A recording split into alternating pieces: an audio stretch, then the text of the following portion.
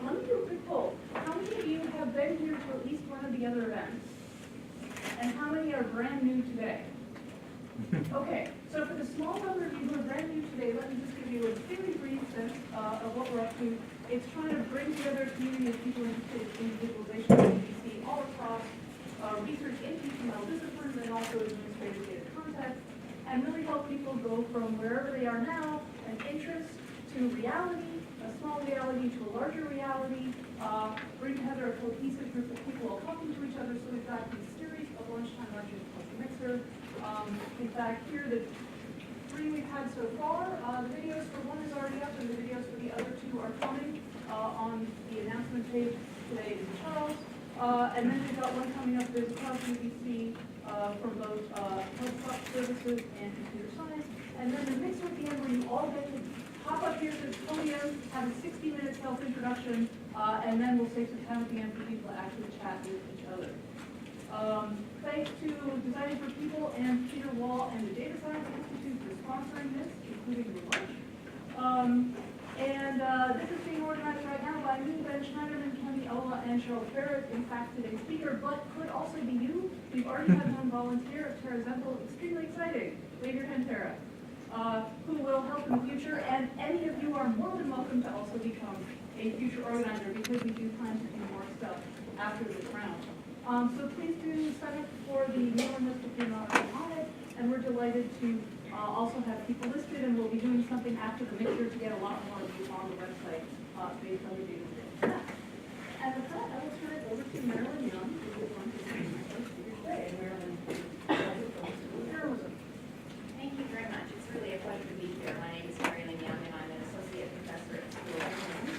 And it's my honor to introduce my colleague, Dr. Charles Berret, who joined the UBC School of Journalism this fall as an assistant professor after completing his PhD at Columbia University. His dissertation was a critical history of cryptography in the 20th century, arguing that codes and ciphers were as much about the politics of transparency as they were about the politics of secrecy.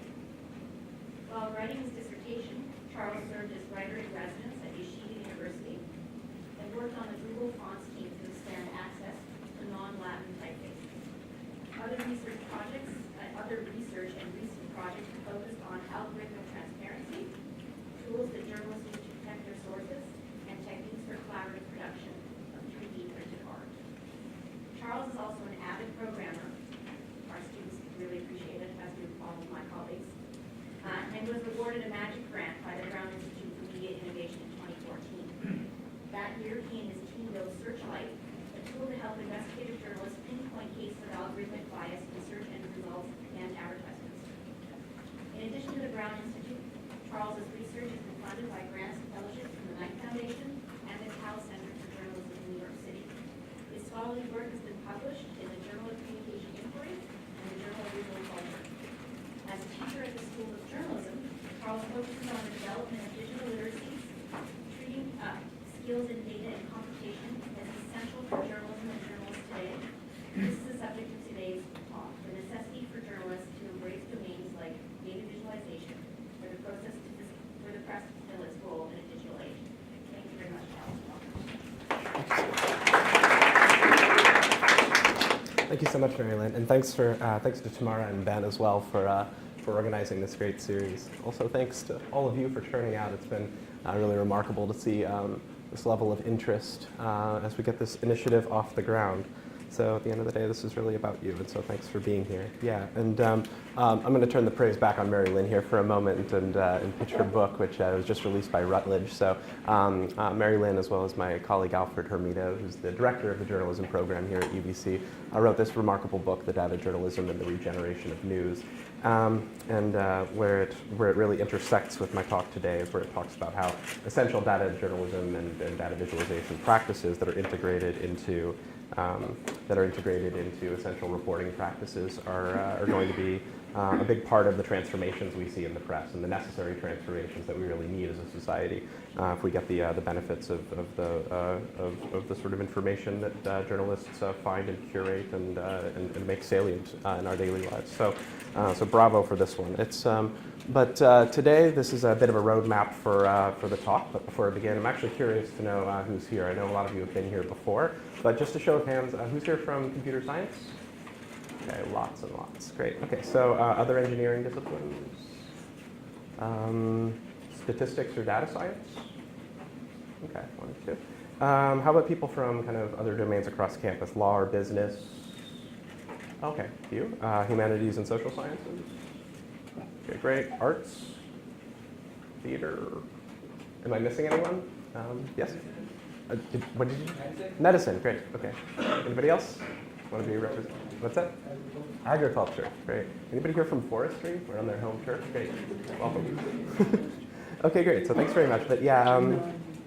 Also, before I begin, I just want to say that this is a really big tent kind of initiative, and so data visualization is not my specific research area, but I do teach it. It's part of a larger program that Mary Lynn mentioned just a moment ago, in which I treat data-driven reporting methods and computational journalism and emerging media technologies as something that by building into the curriculum, we're really preparing for journalism's future. So I only have one slide here where I think I talk about the original research I've done in this area, but what I'm largely going to cover here is about the nature, the history, the promise, as well as beginning with the stakes and hazards to kind of establish the exigency of talking about where data visualization, journalism, and the sorts of things we expect from the press really intersect with the concerns at play right here. And because beginning with stakes and hazard, really no discussion of journalism today can go without addressing Trump. Let's just get this out of the way early, right? So let's flash back to the day before the presidential election in 2016. This was a graphic published in 538, an explicitly data journalism kind of centered publication. This was their forecast. So they projected Hillary Clinton to win with a 3.5% lead in the popular vote. She actually did win the popular vote, so that's not far off. They predicted a much wider 67-point margin in the Electoral College, which is this archaic and funny way that the actual presidential outcome is decided. And overall, they've given her this 71.4% certainty of winning. So the founder and editor of this site, Nate Silver, really made his reputation producing predictions like this for the New York Times before spinning off this venture of his own. Silver had nailed the voting outcome for every state in the previous 2 elections, might have been 3, 2 for sure, both of which were won by Barack Obama. And many really treated his expertise on this matter as one of the most reliable sources of kind of election forecasts among the many kind of horse race centered polls and predictions that you'll see around this time. This was considered the gold standard, and so. But it's worth reflecting on just what this graphic is really telling us, right? So for those with statistical literacy, a 71.4% chance shouldn't sound like a sure thing, right? It's far from it. But a journalist can never take for granted that the readers are savvy enough with numbers. And based on the public's reaction, general shock to the outcome of the election, and a lot of the blame that was directed at news outlets like 538 for creating this false sense of security, this is not just a matter of knowing your audience, but of designing well for the kind of clarity and conclusions that you would expect your audience to draw, even if they don't have specific domain literacy in the matters at hand, right? And so take this example of what data journalists are up against with many of our critics, right? So 2 days after the election, everybody's a bit sore, everybody's a bit confused, but this was particularly acerbic response from Glenn Greenwald, who's best known for handling the Snowden revelations, the document dump, and winning the Guardian a Pulitzer Prize for that. Here, Greenwald's treating the election forecast as essentially journalistic malpractice.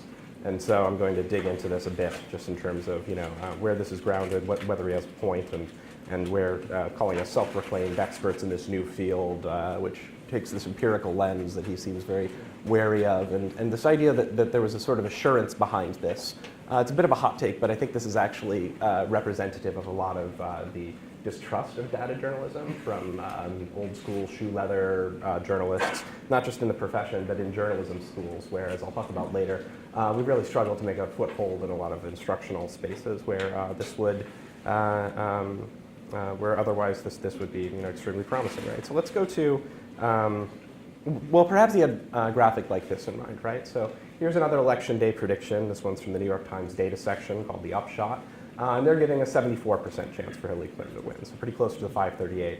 But given just the wording of this header, it could suggest maybe a fairly strong sense of certainty who will be the president, right? And so maybe this is a bit of an editorial gaffe. That sounds as though the graphic or the numbers are actually leading to a direct answer to that question.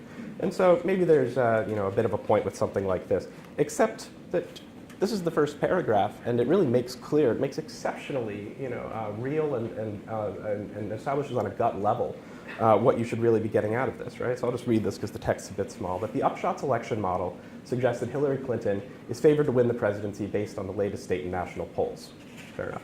A victory by Mr. Trump remains quite possible. Okay, so here we're getting the kind of reporting where we're getting a more nuanced picture, right? Mrs. Clinton's chance of losing is about the same as the probability of an NFL kicker missing a 45-yard field goal, right? So that's very clear, very precise, and has the kind of tangible analogy that many audiences will understand even if they don't have statistical literacy, right? So even if a reader doesn't know much about this, perhaps they can imagine the tense feeling of watching sports and knowing things that could easily go either way, even if you have a distinct and knowable probability of how they can go. So this is really useful for communicating numbers and communicating uncertainty in the press. And so that was there, even if it passed unnoticed to a lot of readers who were inevitably caught off guard. This is at least an example of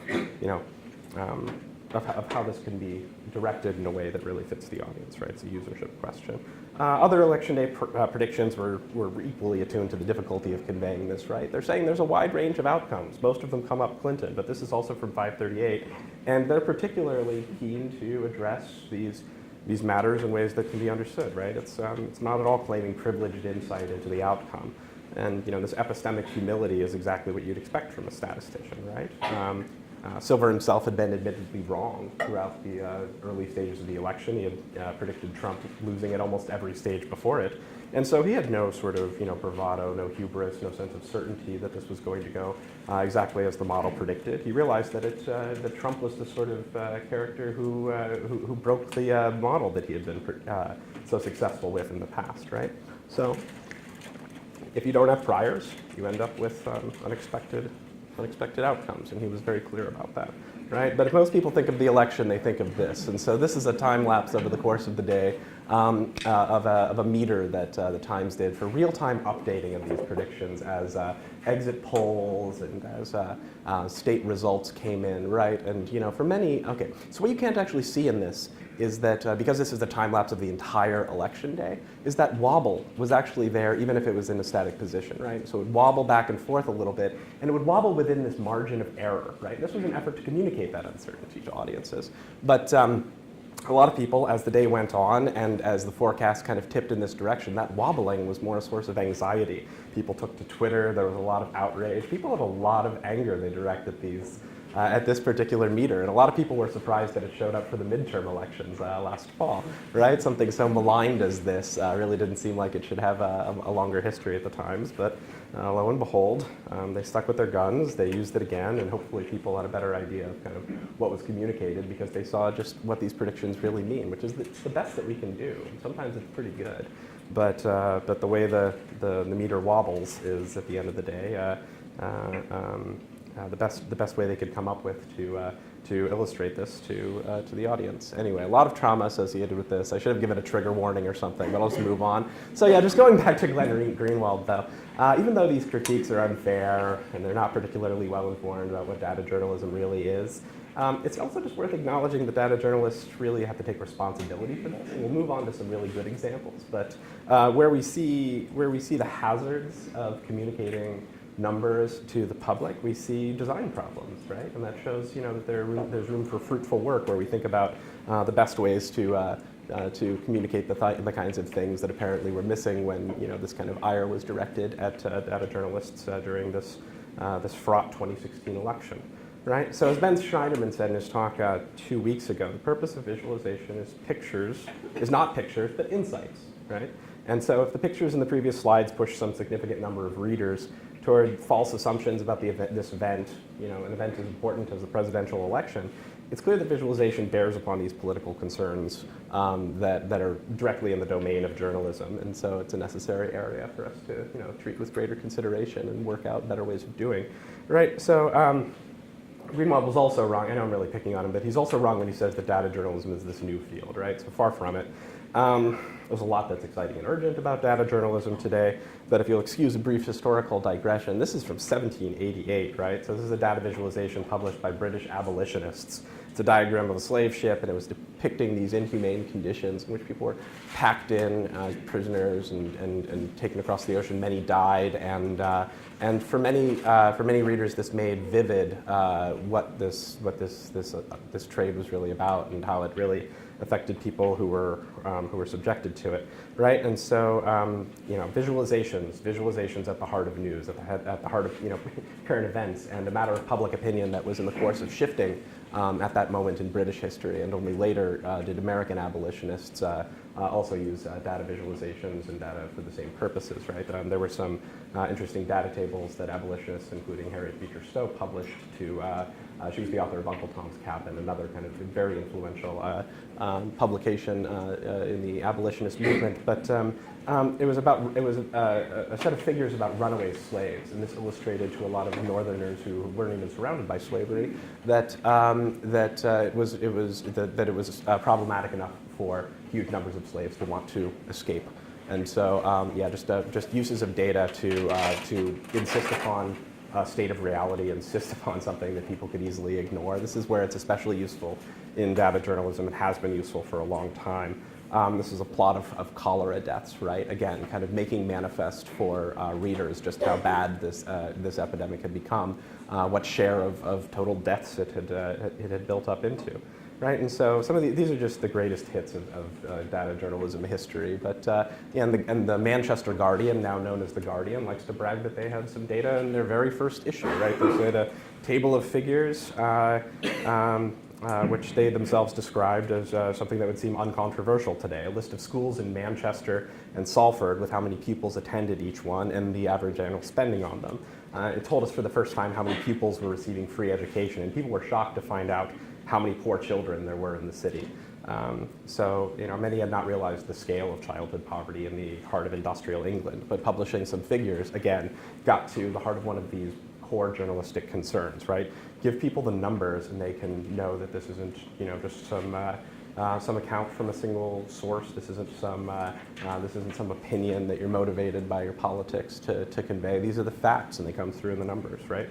So the role of statistics in solid reporting was even clear to Joseph Pulitzer. I love including this just because he's such a he created such a myth surrounding himself, and I think one of the greatest sources of this myth is this article he had to write when he was arguing that there should be journalism education at all, right? So lowly a profession as journalism that it should be taught within a prestigious university. He produced this lengthy article, and it's actually the source of many of the sweeping quotes that Pulitzer is known for today. He wrote, "Our republic and its press will rise and fall together. An able, disinterested, public-spirited press with trained intelligence to know what's right and the courage to do it can preserve the public virtue without which popular government is a sham and a mockery." You've probably heard these before. And they came out of this where he kind of took a departure from yellow journalism, being a purveyor of one of the most sensationalist newspapers of the late 19th century, and he was basically trying to convince Columbia to take his money, which is kind of implausible today. But Harvard had already turned down his money, and so history could have been quite different if sentiment or if having an article kind of arguing for this had not gone in this direction. But more important for the subject of today's talk is the fact that Pulitzer treated journalism as an inherently interdisciplinary field when he described the possible curriculum at such a place. And again, this is a work of imagination at this point. There weren't schools of journalism, right? So he says that journalists should be educated in many academic subjects, not just the usual suspects like literature and politics, but also a full range of scientific fields like physics and biology. He thought that by educating journalists in this way, it would really cohere with this something closer to a liberal arts mission, where a broad familiarity with a number of subjects can make you can make you capable of navigating the complexity of a changing world, right? And so, but among these, and what's particularly noticeable, is that he pointed to education and statistics as essential, right? So everybody says that statistics should be taught, but how, he says. You'll excuse my old-fashioned voice, I always use this with older texts, but you can find truth there if you know how to get at it. And romance, human interest, humor, and fascinating revelations as well. And so he's really, you must not read these statistics blindly, I had the wrong quote in there. You must be able to test them by knowledge and by common sense. You must always be on the alert to discover how far they can actually be trusted and what they really mean. This really stands today, right? I mean, this is essentially the lesson of this election reporting. Not just that journalists shouldn't read their statistics blindly, but they should understand how to create full and vivid pictures for their audiences of statistics, because they're essential to reporting the news in this complete and vital way.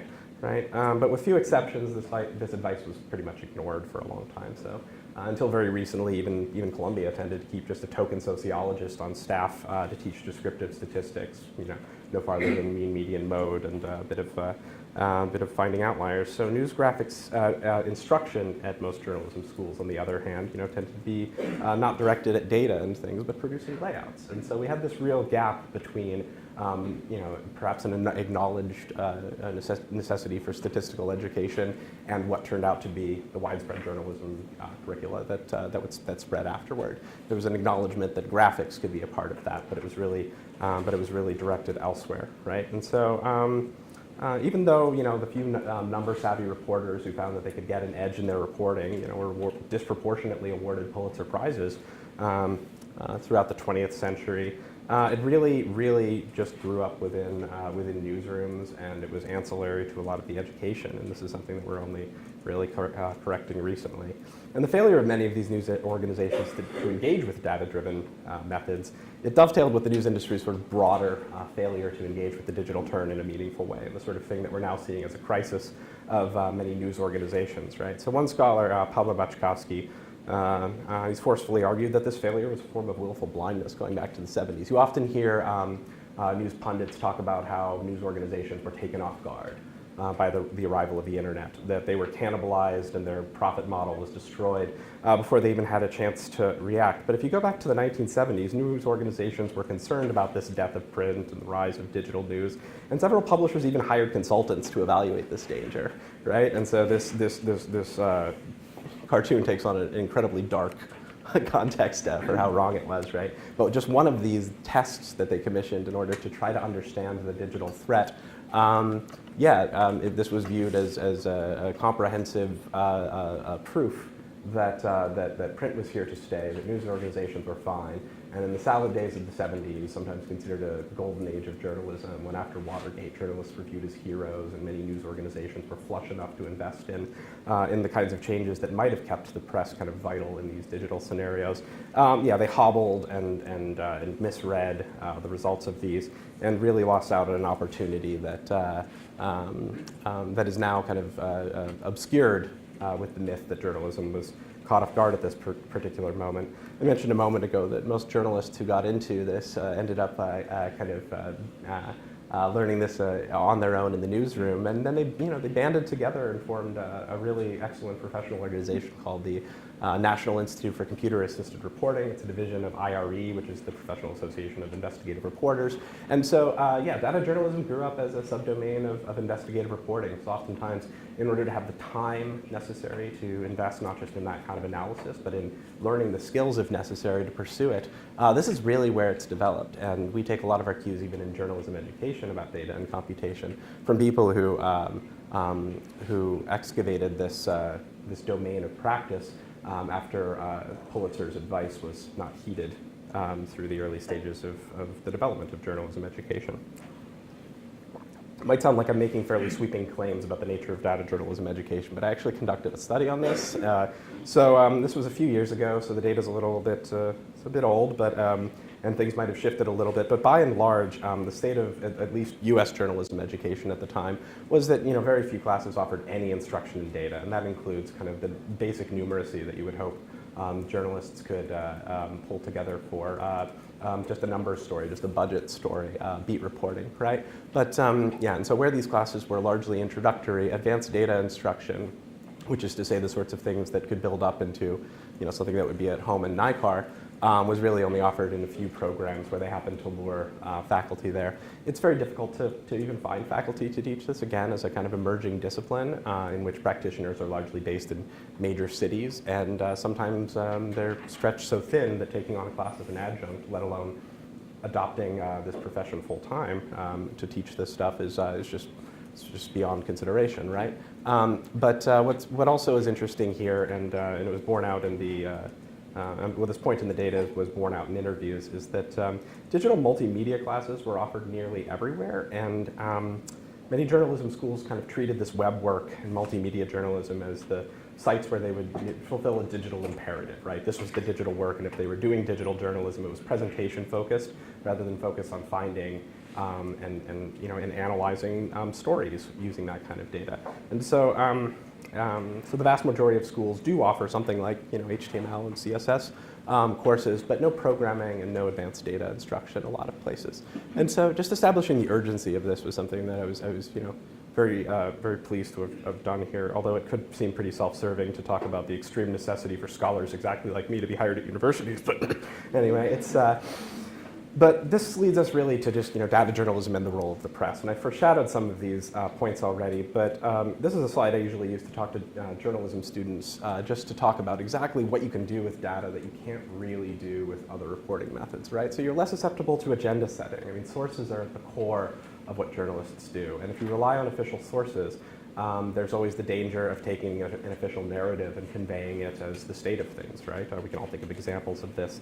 But if you're picking up a data set and you're interrogating it with a genuine critical attitude, new stories can be found that might not be on anybody's radar. New stories can be found that contravene against a mistaken perception of something in the world. One of the earliest purveyors of data journalism, he called it precision journalism at the time, was Philip Meyer, and he won a Pulitzer for the Detroit Free Press, right, with in 1968 when there were riots in Detroit, all across Detroit. There were race riots after Martin Luther King was assassinated. And there were myths propagated about what proportion of the rioters were recent arrivals from the South versus the established population there. He had to look into some statistics, but Philip Meyer basically proved that this prevailing wisdom of what was going on with the race riots in Detroit was just ludicrous, and it was a necessary salve against the kind of official statements of that could otherwise be inculcated as an unexamined fact, right? So finding stories, we've talked about a bit more, kind of using government and corporate data, although it's, sometimes it's hidden, sometimes it's, fudged a bit, sometimes it's incomplete or difficult or dirty data, right? But if you can really dig into these data sets, a lot of reporters find them to be, really rich sources of, again, news stories. Like I said, checking and debunking existing narratives, making your own data sets. So ProPublica is probably the news organization that is the strongest example of this right now. They have a massive database of doctors and the money they take from prescription corporations and other donations. If you want to know, at least in the United States, where your doctor might be taking money from, Dollars for Docs was an extremely powerful source of news for that they created by making their own data set basically out of this. And just in general, having numbers to give contour to your story is the sort of thing that every journalist should have, and so that almost goes without saying. But this is one of my mentors, Mark Hanson. So he's a statistician, taught statistics at UCLA for a long time before he came to Columbia. But the case he really makes here, and it's, this is different from the sort of token sociologist teaching statistics that I mentioned a moment ago, but he really looks at this in a creative way. He talks about the new kinds of stories that really we can only find by examining data, and he really put his money where his mouth was with a story that was just awarded a couple of Polk Awards for the New York Times recently. Has anybody seen this story? It came out last year. Great, yeah. So the Follower Factory. It was examining Twitter bots and the industries that sell followers to people, right? And so how do you know who's a bot? How do you know who's purchased followers to bulk up their numbers? I hope these slides appear all right on screen. Oh, that's actually pretty sharp. I guess it is a design classroom. But anyway, so they have this great way of doing this. It's actually, it is animated and it shifts over time as you scroll down through. And so I had to capture this kind of frame by frame here, so apologies for losing some of the dynamism and flair of the original. But yeah, so starting off with just one user who they identified as a customer of these companies that sell followers. So the first, his first follower is somebody he knows, right? It's an actual acquaintance, turned out to be a former coworker, also from the same town, which was Cleveland, Ohio. And then his next follower was Zappos, and so I guess they were just kind of doing customer outreach, right? It's all legitimate for a while. You see this pretty regular pattern as the user accumulates new followers, and he actually turned out to be pretty good. So he's got 1,000 right here. After a while, he's even up above 60,000. But pay attention to how this uniformity then gives way when suddenly a lot of his followers are actually, all of these counts were created on the same day. And so I should have explained this beforehand. So this is join date, right? And so you've got this kind of, as people followed him earlier, as his, so they're listed in numerical order of when they followed him. But some of them joined early, some of them joined later. But when you see these patterns emerge, you can say, oh wow, why did he just get something like 100,000 followers whose accounts were created mostly all at the same time, right? Isn't this an amazing, an amazing realization to emerge from this visualization, right? And so you got a bit greedy. We see this stark shift highlighted even more intensely here. And so what they also pointed out that one of these bots was impersonating a real person, a teenager. And this is where it starts. This is where it gets the human interest in. It's like a standard move that's really important is that there was a real person who was being impersonated in some of these bot accounts, right? And so we start seeing this person. And so several other prominent people, you see the same patterns. This person's a member of the House of Lords, yikes. A radio talk show host for Breitbart News, bought at least 35,000 followers from this company. But yeah, you see how this kind of analysis is this powerful way of not just finding these stories, but conveying exactly kind of what it would look like for bots to be flooding this system and to be monetized for the purpose of inflating people's follower figures, right? And so this was a really remarkable story, and Mark was uniquely suited to do this as a statistician embedded in the journalism school and in the New York Times. But this is the kind of collaboration where, oh yeah, and that's the poor girl who had her identity taken for this bot. Anyway, but they're using her face over and over again because I guess she's already been maligned enough. But anyway, so yeah, this was part of a series of stories that won these 2 Pope Awards for the Times. And just in terms of the kind of critical technology reporting that we really need, in terms of perceptions of the tech industry and its effects upon not just politics but broader spheres of social influence. I mean, we're really seeing engines of influence being developed through social media, and being able to examine them, being able to break them open and understand what's going on and look for what's shifty or shady or actually even toxic to public conversation is the kind of thing that is really at the core of what data journalists are concerned about right now. And so this is a remarkable example. My former colleague, Nick Diakopoulos, had this story published in the Washington Post, right? I think this might be the first scatter plot ever to appear in a newspaper. Yeah, so he was looking into surge pricing. So the justification behind surge pricing, often given by Uber, as far as you can trust anything they claim about, is that surge pricing would entice more drivers to get out on the road and fill the need that was lacking at the time that the surge flowed up, right? And so if drivers could make more riders would have drivers, was the logic. And so Nick looked into this. He said, absolutely not. That's not what happens. Actually, people, surge pricing doesn't entice more drivers out on the road. It just affects the distribution of drivers and the availability of drivers for that are already out there. And so interrogating this corporate claim, again, this is bread and butter journalism. A corporation either lied or was mistaken. A service was not fulfilling whatever need the public thought it would. And they were gouging customers unnecessarily, right? And so this is the kind of work that, again, just having the right angle toward what we ought to be looking into, algorithmic transparency in this particular case, has turned into a really rich area that we need to train more journalists to be able to do, and especially full-time journalists, since Nick is an academic. So yeah, I would be remiss not to mention D3. JavaScript library, it's arguably really the industry standard right now for online news graphics. This began within academia. It began in the Stanford Visualization Group, but now one of its developers, Mike Bostock, he now works directly within the New York Times, and where this D3 is used it's used for most, if not all, of their visualizations. Can't say for sure, sorry about that. But here's a great example. So one of the many great visualizations made with D3 there. So again, from the upshot, the Times data section. But in the story, they were examining relationships between a school district's reported levels of student achievement alongside race and household income. So the x-axis is income, and the y-axis represents whether the students are performing at their grade level or between 1 and 3 grades below. Right? So the pink blobs are the white students, the blue blobs are the Hispanic students, and green blobs are for the black student body in each school district, right? So let's see. And so I think these faint gray lines might be connecting the blobs of each district to one another, but that's a kind of minor part of the visualization. At any rate, what's great about it is that it's such an elegant and convincing way to show the relationship between these 3 factors, right? It's fairly unique and creative as well. But race, income, and educational achievement.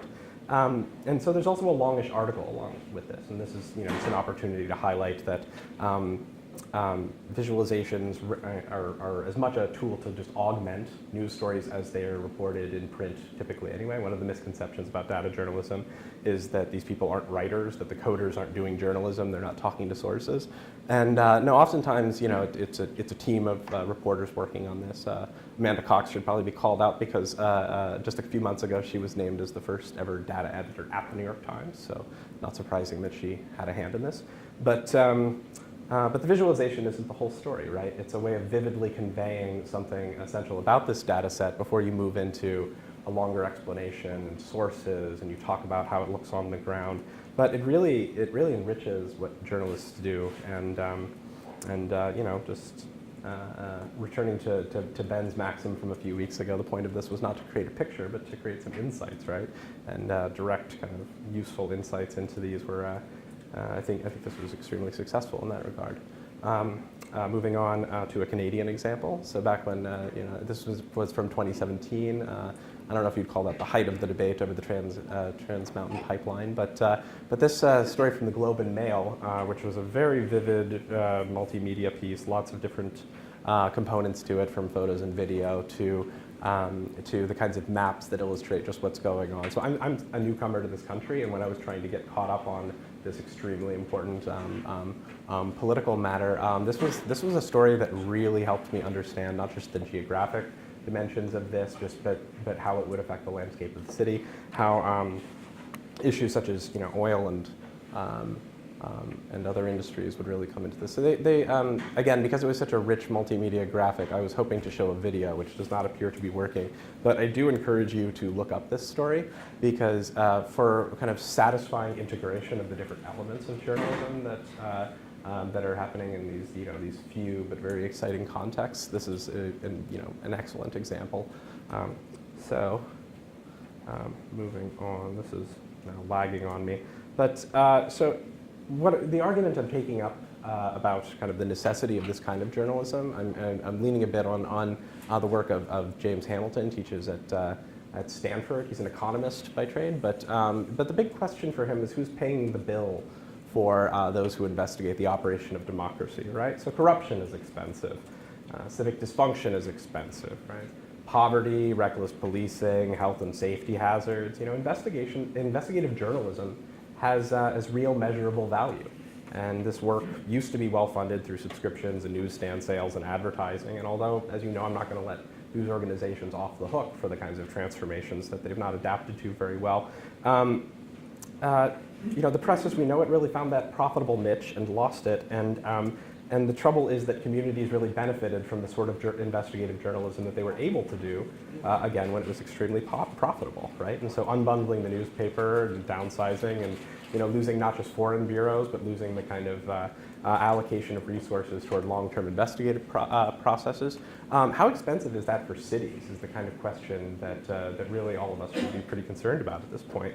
The bright side of this, and I think he makes a convincing case for this, is that data and computational journalism might just be essential for enabling the newsroom to do more with less, which is the sort of management maxim that doesn't hold any water. But if you have to do more with less, data and computational approaches to journalism might be what we need in order to ensure that this essential function is actually being performed by the press in the digital age, right? And so this is the moment where I reveal, my hidden motive for speaking to you today. I fully agree with Jay Hamilton that the data and computation are these powerful tools that journalists ought to use, but we really can't do it alone, right? I also stand with my colleagues Alpha and Mary Lynn in stating that these practices are going to play a vital role in the regeneration of the news as it adjusts to the conditions of the digital age. And so the real question is just, how we accomplish this if we're convinced that it has to happen. And a lot of the most exciting things that do happen are either, interdisciplinary collaborations across campus, which I would strongly encourage more conversation about, which this lecture series is perfect for because it has the explicit mission of joining people together across campus in conversation, right? But one of my principal responsibilities in the School of Journalism is to help reporters become a bit more computer scientists. But by virtue of that, I can also help computer scientists, engineers, people from other disciplines think a bit more like journalists, whether by brokering collaborations or by helping you find a way to take your current project and think about it as the sort of thing that might be useful for the kind of inquiries that journalists could look into. Not just the sorts of journalists that are highly literate in these things and build tools themselves, although those are some of the best collaborations, but entering a newsroom and really helping them to do or to perform this vital function that I mentioned a moment ago. It's the kind of thing that that I would strongly encourage, and I hope that when we talk about kind of the role of journalism and the fraught conditions of public opinion and matters of technological transparency that often stand in the way of us understanding the kind of changes that are in our midst, or the sort of, sources of influence that might be tipping crucial factors in politics and society, right? These are the sorts of things that, I would really welcome outreach about, and I'll include my contact information in a moment. But if you're coming from an engineering discipline, I'll just end with another shameless appeal, which is just that a lot of companies in Silicon Valley rally around these claims that you're going to make the world better by developing things, right? If setting aside whatever considerable doubts we have about this as we see large technology companies in different lights, I offer you the humble provocation that the noble work of using technology for the betterment of humanity might even be more effectively practiced within news organizations. And we need good developers. We need people who are savvy with this stuff, and the kinds of possibilities that come out of this, which Tamara herself is a sterling example of, having produced a project called Overview in collaboration with an AP reporter, Jonathan Stray. This project was designed to, I wouldn't say what the actual motivations were. Maybe we could get that directly from Tamara. But in the midst of these massive leaks that were unprecedented when WikiLeaks came on the stage, the question was, how can journalists deal with this huge amount of data, and to have experts in this domain who were willing to help journalists through it proved to be a vital part of the transformation into this phase of treating large sources of data as the kind of thing that were essential foci of journalistic inquiry. So thank you very much. I really appreciate your time.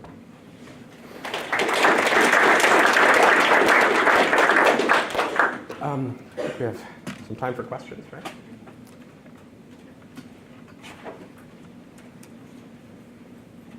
Yes? So one of the things you were mentioning was that data journalism has the ability to throw more decisions into the work. Before that, you also talked about the overstatement of decisions that certain procedures. How do you balance that accuracy and precision? Yeah, no, that's an excellent point. And I suppose the distinction between the two cases you've mentioned is that if we're talking about journalists predicting the outcome of events, that's the sort of thing where it almost always happens with politics more than other things. People are really eager to understand what the potential outcome of politics is. You don't see predictions a lot elsewhere. And so in run-of-the-mill, day-to-day data journalism, you're not going to run into the same problems of statistical literacy where talking about a probability is the sort of thing that has such a high risk of the audience not understanding. And so if you're trying to make concrete, the salaries of public officials, just how much the police commissioner makes in one city versus another, these aren't the kinds of things that come with uncertainty in the same way that talking about predictions and election forecasts would. But and so while I'm asking for I think a greater attention to the specific problems of dealing with predictions within journalism, largely as a matter of just speaking to the audience in the correct way. Just adding precision to a story, adding contour to a story, knowing when you need a bit of data to make your case, where it might seem seem like it could go either way. It's the sort of thing where instead of adding balance, you can add precision, right? Instead of just talking to more sources that might have either the same opinions that they just, that they echo, or opposite opinions that add the semblance of balance without basing it in data. I'm just asking for more data to be used in journalism. Does that address the question? Or? Yeah, I mean, it does. It's the problem I have myself in my department is that I work with scheduling services. My goal is to represent what's happening, but I also understand the bias in dealing with how people like it. And so what I'm always cautious about with my managers, et cetera, is that I show them a number and they're like, okay, that's the number, and they're just like, okay, that's true, and I want to make sure I can capture that. Gotcha. Yeah, no, that's definitely real. And so, yeah, communicating uncertainty is itself a form of precision, I guess I would say. And so, being critical about being explicit about the limitations of data and talking about the way that data were gathered and the way they've been, categorized as inherently human processes that in which not just value but the idiosyncrasies of practice enter into. This is actually an emerging and really interesting area of scholarly discourse where feminist data visualization is explicitly anchored around the idea that what's missing from a data set is as important as what we are looking at explicitly in the foreground. So, thank you. Any other questions? Everyone's just here for the sandwiches. Okay. Well, thank you again. Oh, Tamara, yeah.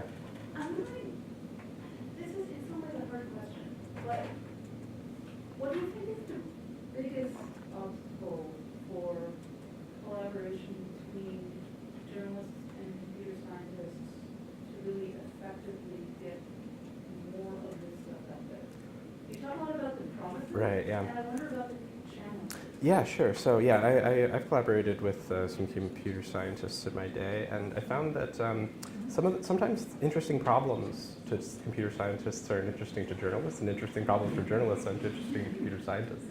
And sometimes there's a solution that computer scientists have found maybe 2 decades ago that journalists are like, why can't we dust that off, take it off the shelf, and deploy it? But that's not the kind of thing that makes necessarily a paper or scholarly impact from these perspectives. And so I'd say value differences would probably be the greatest source of discohesion that I've seen in the past.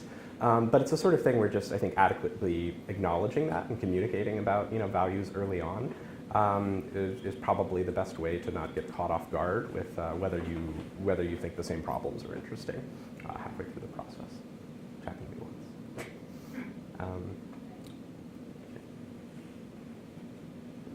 And